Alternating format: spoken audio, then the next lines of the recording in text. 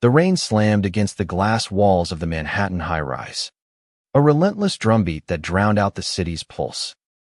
I stood in the corner of the boardroom, clutching a tablet, my heart racing as Ethan Caldwell, the untouchable CEO of Caldwell Enterprises, shredded the marketing team's latest proposal with surgical precision. His voice, sharp as a blade, cut through the room, and I wondered how someone so cold could make my skin burn with a single glance. I was nobody in this world of glass and steel, just Jamie Carter, a 28-year-old assistant who'd stumbled into this job 6 months ago, desperate for a paycheck after my art degree proved useless. Ethan, 35, was everything I wasn't: disciplined, powerful, a man who commanded boardrooms and headlines with equal ease. His suits were always crisp, his dark hair perfectly styled, his blue eyes like ice that never thawed. But late at night, when the office emptied and the city slept, I'd seen those eyes soften, searching for something in me I didn't yet understand. It started small. Accidental brush of his hand against mine when I handed him a file, a lingering look when he thought no one noticed. I told myself it was nothing. Men like Ethan didn't notice guys like me. I was the kid from a small Ohio town, raised on dreams of painting and freedom, not the polished elite who dined with senators. Yet, every late-night meeting, every quiet moment in his corner office, felt like a step toward something dangerous, something alive. Tonight, the boardroom was a battlefield. Ethan's voice rose, dismantling the marketing director's pitch. "This is lazy," he snapped, tossing the report onto the table. "We're not here to waste time." The team shrank under his gaze, but I stood frozen, watching the way his jaw tightened, the way his fingers gripped the edge of the table. He was a storm, and I was caught in it. "Carter," he said suddenly, his voice low but commanding. My name in his mouth felt like a secret. "Stay after. We need to discuss the quarterly projections." The room emptied, colleagues casting curious glances my way. I nodded, my throat dry, knowing projections weren't what he wanted to discuss. Not tonight. When the last person left, Ethan leaned back in his chair, exhaling like he'd been holding his breath for hours. The room felt too small, the air too thick. He loosened his tie, a rare crack in his armor, and looked at Minute as the CEO, but as Ethan. "You're not afraid of me," he said, almost accusingly. "Why?" I swallowed, my voice barely steady. "Because I see you. Not the suit, not the title. You." His eyes flickered, a mix of surprise and something darker, something hungry. He stood, crossing the room in 3 strides, stopping inches from me. The city lights bled through the windows, painting his face in gold and shadow. "You don't know what you're saying," he murmured, but his hand lifted, hovering near my cheek, not quite touching. My pulse thundered. "Then show me," I said, reckless, desperate. His breath hitched, and for a moment, I thought he'd close the distance. But he stepped back, his expression shuddering. "Go home, Jamie," he said, voice rough. It's not what you think." I left, heart pounding, knowing he was wrong. Whatever this was, it was real, and it was pulling us both under. The next week was torture. Ethan avoided me, his orders clipped, his gaze averted. I buried myself in work, but every email, every meeting, carried his shadow. I started noticing things: how he'd linger by my desk when he thought I wasn't looking, how his voice softened when he said my name. I was falling, and I hated it. I'd spent years hiding who I was, growing up in a town where being gay meant being invisible. I'd promised myself I'd never hide again, but here I was, craving a man who lived behind walls thicker than mine. One night, past midnight, I was still in the office, finishing a report Ethan had demanded by morning. The building was a ghost town. The hum of the city muted. I heard his footsteps before I saw him. That deliberate stride I'd memorized. He stood in the doorway of my cubicle, his shirt sleeves rolled up. Tie gone. You're still here, he said. Not a question. So are you. I shot back, my voice sharper than I meant. He didn't move, just watched me, his eyes tracing my face like he was memorizing it. Why do you stay, Jamie? He asked, softer now. You could do anything. Be anywhere. I stood, closing the distance between us. Tired of games. Because of you, I said, the truth spilling out. Because I can't stop thinking about you. His face changed shock, fear, desire, all at once. He grabbed my wrist. Not hard, but enough to anchor me. You don't know what you're asking for, he said, voice low, almost broken. I'm not. I can't be what you want. But his grip tightened, and I saw a crack in his facade. The man who wanted to be seen, not just feared. Then tell me who you are, I whispered. He didn't answer, but his thumb brushed over my pulse.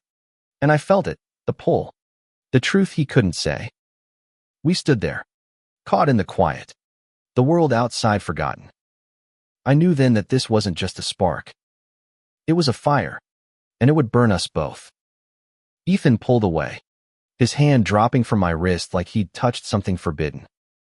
The air between us crackled, heavy with what neither of us could name.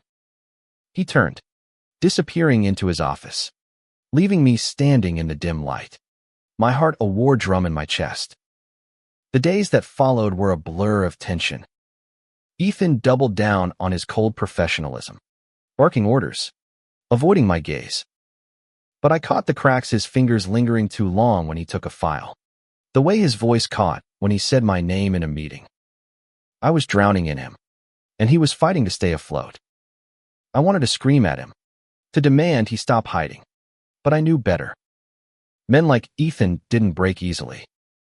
They were forged in expectations, in boardrooms and legacies, not in moments of reckless truth. I started piecing together his life outside the office, scavenging fragments from overheard conversations and news articles. Ethan Caldwell, heir to a real estate empire, had built Caldwell Enterprises into a titan by 35. The press called him ruthless, a machine in a suit.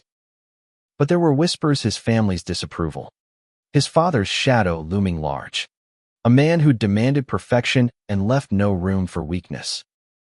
I wondered what it cost Ethan to be that man, to bury who he really was. One evening, I was tasked with delivering contracts to his penthouse. The address alone, 5th Avenue. A sleek tower piercing the sky made my stomach twist. I'd never been to his home, never crossed that line. The doorman waved me up, and I rode the elevator to the 50th floor, clutching the folder like a shield. When Ethan opened the door, he was different, shirt untucked, hair mussed, a glass of whiskey in his hand. Jamie, he said, surprised, like he hadn't expected me to be real outside the office. I have the contracts, I said, holding them out. He took them, his fingers brushing mine, deliberate this time. Come in, he said, not a request. The penthouse was all glass and steel, like his office, but warmer, lived in. A half-finished painting leaned against a wall, vibrant and chaotic, nothing like the man I thought I knew. You paint? I asked, caught off guard. He followed my gaze, his expression tightening. Used to. A long time ago. He set the whiskey down, stepping closer. Why are you here, Jamie? Really? His voice was low, dangerous, like he was daring me to say it again. I met his eyes, refusing to back down. Because you want me here, I said, even if you won't admit it. He laughed, a bitter sound. You think you know me. He stepped closer, close enough I could smell the whiskey on his breath, the heat of him. You have no idea what this costs. I held my ground, heart pounding. Then tell me. Let me in. For a moment, I thought he would. His hand lifted, grazing my jaw, and I leaned into it, desperate for more. But then he pulled back, eyes dark with something like fear. You should go, he said, turning away. I didn't move. I'm not afraid of you, Ethan. Or this. He froze, his shoulders tense, and when he turned back, his eyes were raw, unguarded. You should be, he whispered. Before I could respond, he closed the distance, his lips crashing into mine. It was fierce, desperate, like he'd been starving for this. My hands found his hair, pulling him closer, and for a moment, the world was just us two men breaking free in the dark. But he pulled away, breathing hard, his forehead against mine. This can't happen, he said, voice ragged. Not like this. I wanted to argue, to hold on, but the pain in his eyes stopped me. I left, the taste of him still on my lips, knowing I'd crossed a line I couldn't uncross. Back at work, the distance between us grew. Ethan buried himself in meetings, traveling for days at a time. I threw myself into my sketches, drawing him in secret, his sharp jaw, his guarded eyes, the man he hid from the world. One night, I left a sketch on his desk. A reckless impulse, Ethan. Softer, smiling, the way I imagined him in moments we hadn't yet had. When he returned, he didn't mention it, but I saw it pinned to his office wall, hidden behind a stack of files. It was a crack in his armor, a sign he wasn't letting go. Then came the gala, Caldwell Enterprises' annual event, a glittering affair at the Met. I was there as staff, invisible among the elite. Ethan was the star, shaking hands, charming investors, his mask flawless. But I saw the strain, the way his smile never reached his eyes. Late in the evening, I found him on a balcony, alone, staring at the city. You're good at this, I said, stepping beside him. Hiding. He didn't look at me. It's what I do. His voice was tired, heavy. I touched his arm, gentle, testing. You don't have to. Not with me. He turned, his eyes searching mine, and for a moment, I thought he'd kiss me again. But a voice called his name, pulling him back to the crowd. He left me there, the night air cold against my skin. But I knew he was running. But he couldn't run forever. The gala's lights faded behind me, but Ethan's absence lingered like a bruise. I went home to my cramped Brooklyn apartment, sketching furiously to quiet the ache. My drawings were full of him now, his hands, his eyes, the way he stood like he carried the world's weight. I was falling too fast, too hard, for a man who might never let himself fall back. Work became a tightrope. Ethan was everywhere, leading meetings, signing deals, his presence commanding and distant. But I caught him watching me, brief moments when his guard slipped. Once, during a late-night strategy session, our knees brushed under the table. He froze, his pen stilling, and I felt the air shift, charged with unspoken want. He left abruptly, muttering about a call, but I saw the flush on his neck, the crack in his control. I started digging deeper, needing to understand him. Old articles mentioned his family's expectations, his father's disapproval of anything less than perfection. There were no mentions of relationships, no hints of who Ethan was outside the empire he'd built. But I found a photo from years ago, Ethan, younger, laughing at an art gallery opening, a paintbrush in his hand. It was a glimpse of the man he'd buried, and it broke something in me. I wanted to know that Ethan, the one who'd painted, who'd laughed, who'd lived. One night, he called me to his office. The city was dark outside, the office silent. He was at his desk, a bottle of scotch open, his tie loose. You left this, he said, holding up my sketch, the one of him smiling. His voice was quiet, almost vulnerable. Why? Because that's who you are, I said, stepping closer. Or who you could be. He stood, closing the distance. His eyes locked on mine. You don't know what you're asking, he said, but his hand found mine, fingers intertwining. It was the first time he'd touched me since the kiss, and it set my skin on fire. Then tell me, I said, my voice steady despite the chaos inside. What are you so afraid of? He laughed. A raw, broken sound. Everything. My family. My board. The world. They'd tear me apart if they knew. His thumb brushed my knuckles. A silent plea. I've spent my life being what they need. I don't know how to be this. I stepped closer, our faces inches apart. You don't have to do it alone. For a moment, he leaned in, his breath warm against my lips. But then his phone buzzed, shattering the moment. He pulled back, answering it, his voice snapping back to the CEO's cold precision. I left, heart heavy, knowing he was slipping away again. The next day, a crisis hit. A major deal collapsed, and the office became a war zone. Ethan was relentless, working 18-hour days, his temper short. I stayed late, helping where I could, but he barely acknowledged me. One night, exhausted, I found him in the break room, staring at a cold cup of coffee. You need to sleep, I said, risking his wrath. He looked at me, eyes bloodshot. I don't have time for that. But there was something else in his voice, desperation.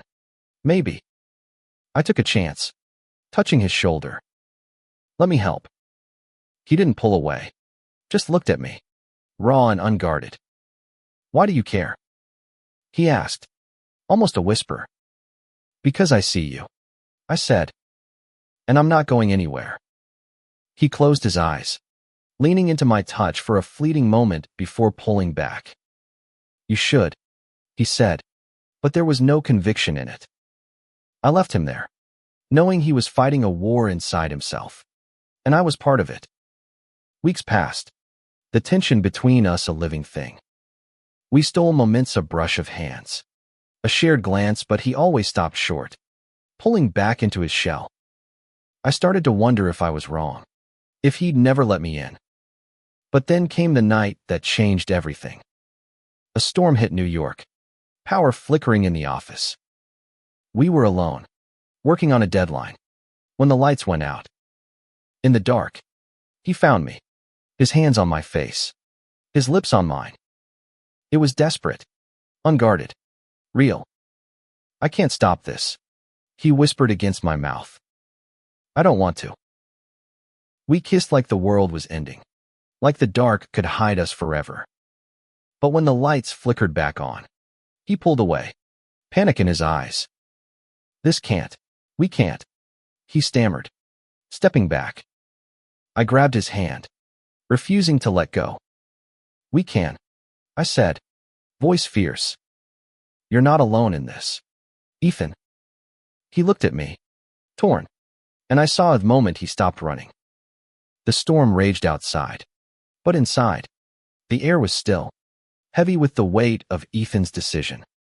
He didn't pull away again, his hand trembling in mine. For the first time, I saw him not as the CEO, but as a man scared, raw, and finally letting himself feel. What are we doing, Jamie? He whispered, his voice barely audible over the rain. We're being honest, I said, stepping closer, my heart pounding. No more hiding. His eyes searched mine, and I saw the war inside him, years of restraint battling the need to let go. Slowly, he leaned in, his lips brushing mine, softer this time, like a promise. The kiss deepened, and I felt him surrender, his hands pulling me close, the world fading to nothing but us. When we finally parted, breathless, he rested his forehead against mine. I've never done this, he admitted, voice low. Not like this. Not with someone like you. I knew what he meant, not just a man, but someone who saw him, who challenged the walls he'd built. I touched his face, grounding him. You don't have to have all the answers. Just don't push me away. He didn't. That night, we really talked for the first time. In his office, surrounded by the storm, he told me about his childhood, his father's iron grip, the expectations that shaped him into the man the world saw. I wanted to paint, he said, staring at the floor. But it wasn't practical. It wasn't allowed. My heart ached for the boy he'd been, the one who'd buried his dreams to survive. I told him about my life, too, growing up gay in a small town, hiding who I was until I couldn't anymore. I left because I wanted to be free, I said. But I didn't expect to find you. He smiled, a real smile, and it was like the sun breaking through clouds. For the first time, I felt like we were equals, two people reaching for something real. The next weeks were a delicate dance. At work, Ethan was still the CEO, sharp and untouchable, but in stolen moments, late nights, quiet corners, she was mine. We'd meet in his office after hours, sharing coffee, talking about art, music, the lives we'd wanted before the world got in the way. He showed me his old sketches, hidden in a locked drawer, and I saw the talent he'd buried. You could still paint, I told him one night, tracing the lines of a charcoal drawing. He shook his head, but his eyes were soft. Maybe with you, I could. It was the closest he'd come to admitting what we were becoming. But the world outside our bubble was closing in. Rumors started, whispers about Ethan's late nights, about the assistant who stayed too long. I saw the tension in his shoulders, the fear creeping back. They'll destroy me if they find out, he said one night, his voice tight. My board, my family, they won't accept this. Then we fight, I said, fierce. You're not alone anymore. He looked at me, something like hope in his eyes, but I knew it wouldn't be easy. His world was built on control, and I was chaos, threatening to unravel it all. The breaking point came at a board meeting. A shareholder, an old friend of Ethan's father, cornered him about distractions. I was in the room, taking notes, and I saw the way Ethan's jaw clenched, his eyes flicking to me for a split second. My focus is on this company, he said, voice like steel. But after, in his office, he was shaking. They know something, he said. They always do. Let them, I said, reckless. We're not doing anything wrong. But he shook his head, pacing. You don't get it, Jamie. This isn't just about us. It's my legacy, my family's name. I grabbed his hand, forcing him to stop. What about you? What do you want? He looked at me, torn, and for the first time, I wasn't sure he'd choose me. That night, he didn't call, didn't text. I went to his penthouse, banging on the door, desperate to know he hadn't shut me out. When he opened it, his eyes were red, his voice hoarse. I can't lose everything, he said. Not even for you.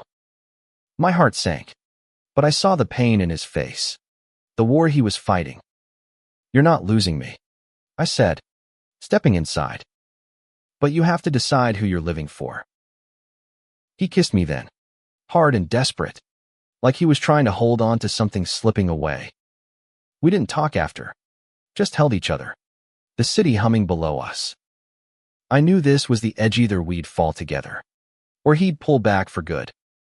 Ethan's kiss lingered on my lips, but his words echoed louder. I can't lose everything.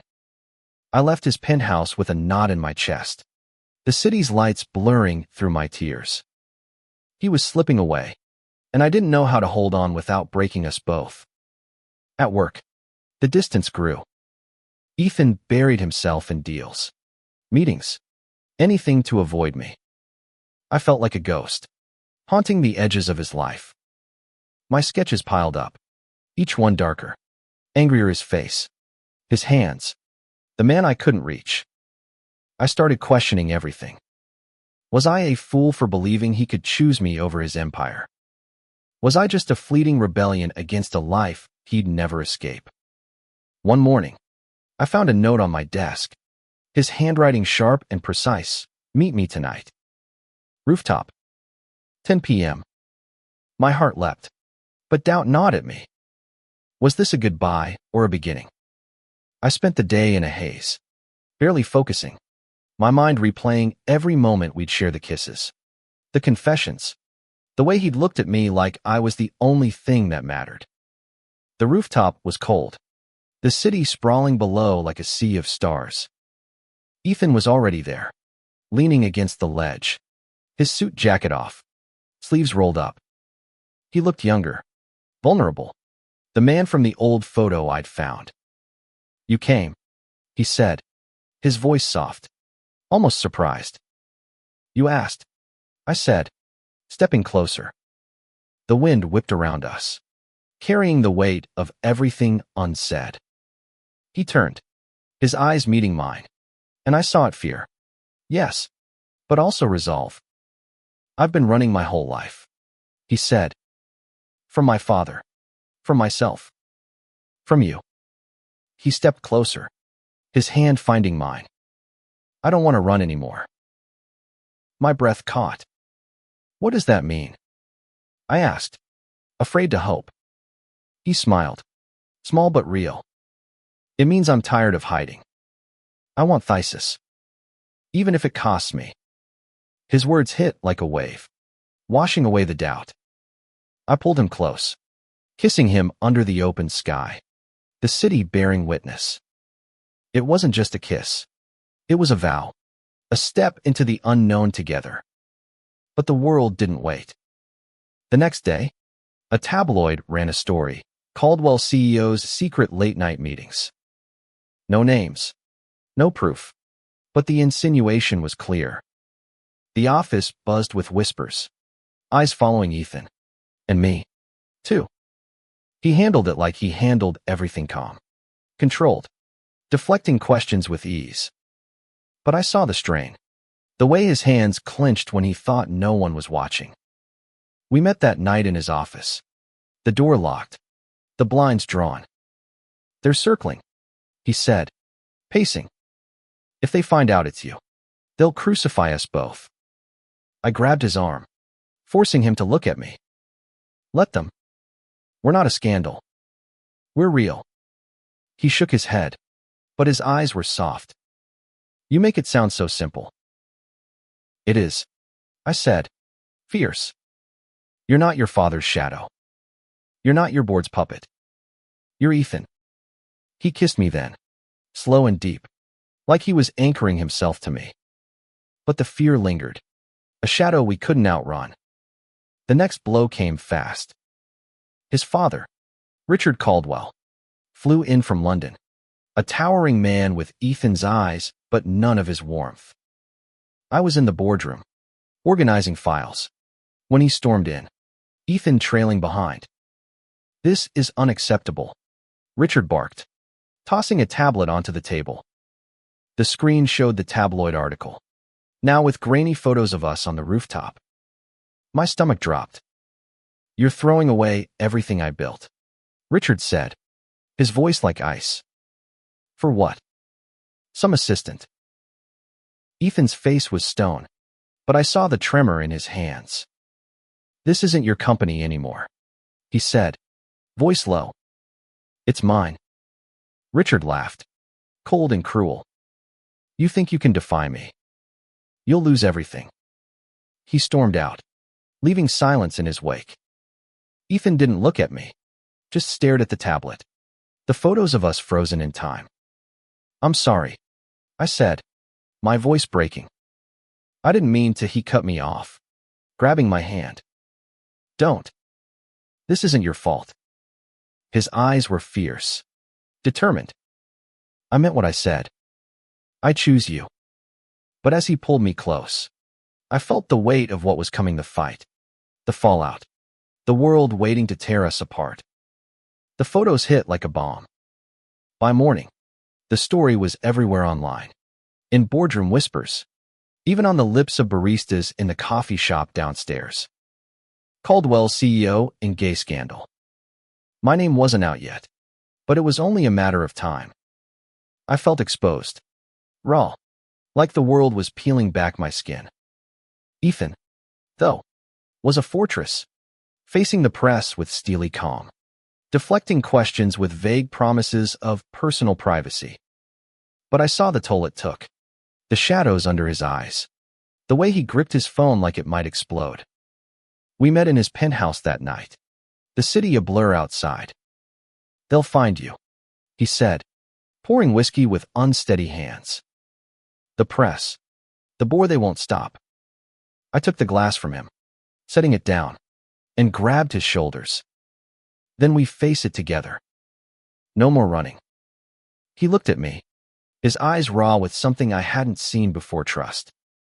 "You don't know what you're signing up for," he said, but he pulled me close, his lips finding mine, desperate and sure.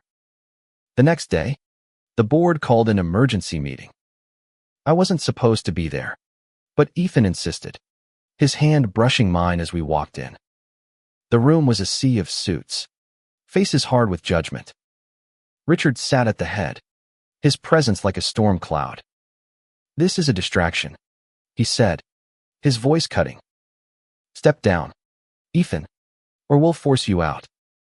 The board murmured agreement, their eyes darting to me, the unspoken cause of the chaos. Ethan stood, his voice steady. "This company is mine. My vision. My work. You don't get to dictate my life." Richard slammed his fist on the table. "You're throwing away our legacy for a fling." Ethan's eyes flashed, and he stepped closer to me, deliberate, defiant. "It's not a fling. It's who I am." The room went silent, the weight of his words sinking in. I felt my heart swell, pride mixing with fear. He'd said it, out loud, for the first time. The meeting ended in chaos, threats of votes and lawsuits hanging in the air. Ethan grabbed my hand as we left, his grip tight. "I meant it," he said, his voice low. "I'm done hiding." I squeezed his hand, my throat tight. "I'm with you. Always." But the world was relentless. My name leaked, and suddenly I was in the headlines: Jamie Carter, the assistant who seduced a CEO. My phone buzzed with messages from old friends, family, strangers, some supportive, some vicious. I turned it off, focusing on Ethan. We holed up in his penthouse, the city a distant hum. He showed me more of his sketches, old dreams he'd buried. I painted beside him, our brushes moving in sync, a quiet rebellion against the chaos outside. One night, he took me to the rooftop again, the place where it all began. "I'm scared," he admitted, staring at the skyline. "But I've never felt more alive." I kissed him, soft and slow, the city lights wrapping us in gold. "We'll figure it out," I said. "Together." He smiled, and for the first time, I believed we could. But the board wasn't done. They pushed for a vote to oust Ethan, citing instability. He fought back, rallying allies, working late into the night. I stayed by his side, organizing files, making calls, anything to help. One evening, he looked at me, exhausted but determined. "If I lose this, will you still be here?" he asked. I took his hand, my voice steady. "I'm not going anywhere." The vote came, and it was brutal. Ethan stood before the board, his voice unwavering as he defended his leadership, his choices, his life. I watched from the back, my heart in my throat. When the results came narrowly in his favor, he saw the relief in his eyes, but also the cost. He'd won, but the war wasn't over. Richard stormed out, vowing to fight on.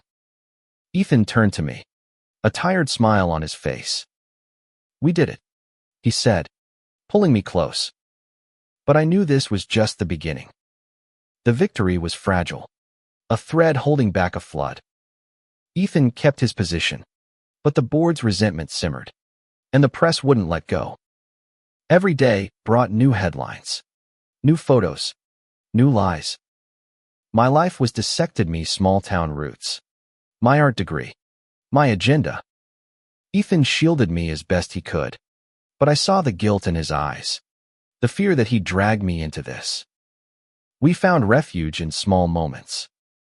Late nights in his penthouse, cooking together, laughing over burnt pasta, painting side by side, his brush strokes bold where mine were careful. Those moments felt like freedom, like we could build a world just for us. But outside, the pressure grew.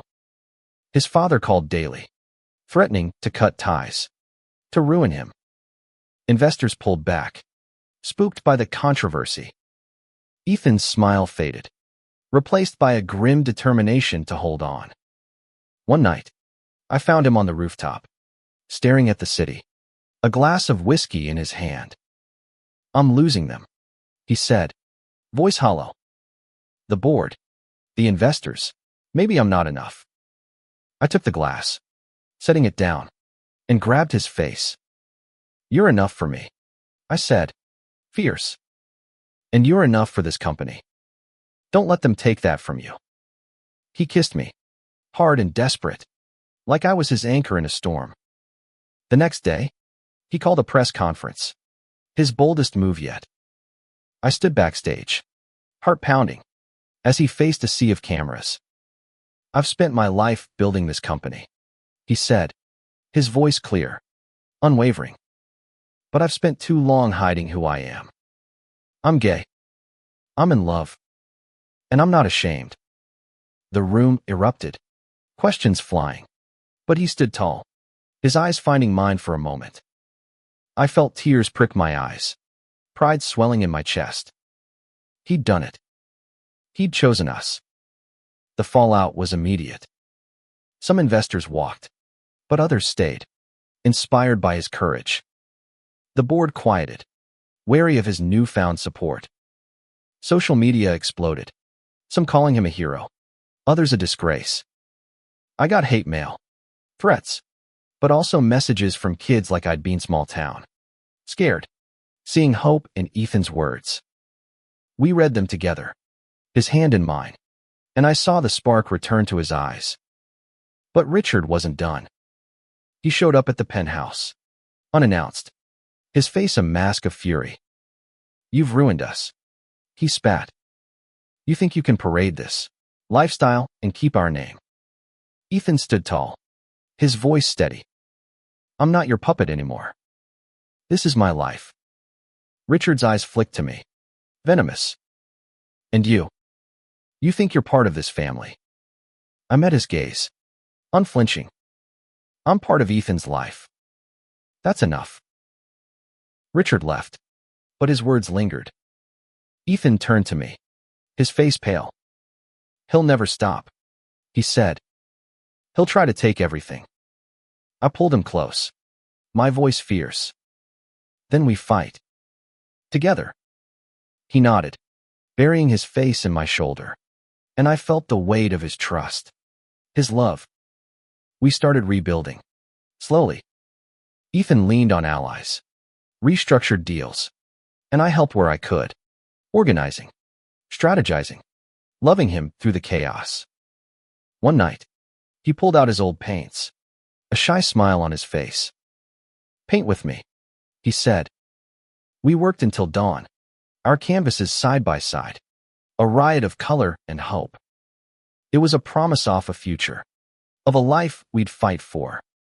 The world was still watching, judging, but we were stronger. Ethan wasn't just the CEO anymore. He was a man who'd chosen himself, who'd chosen us. And I knew, no matter what came next, we'd face it together, brushstrokes against the dark. Months passed, and the storm began to settle. Ethan's press conference had shifted something not just in him, but in the world around us. Caldwell Enterprises stabilized. New investors drawn to Ethan's authenticity. His courage.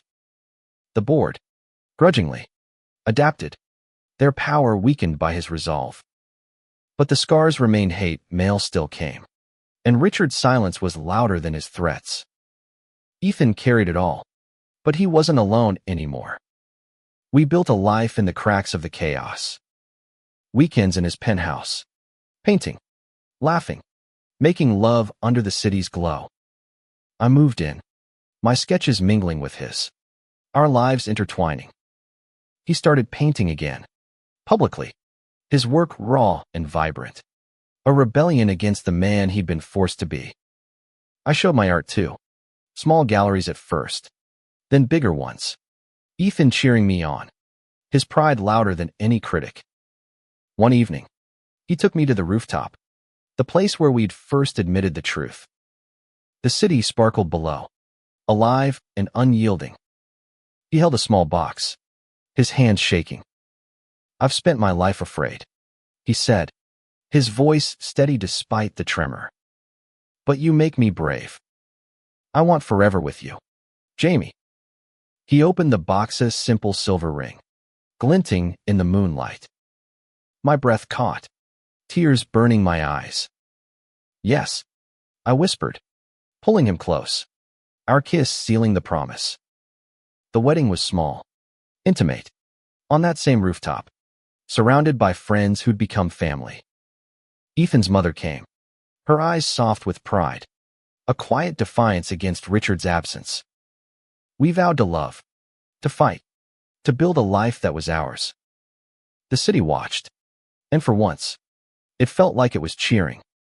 Years later, we stood in a gallery, our art side by side, Ethan's bold abstracts, my quiet portraits.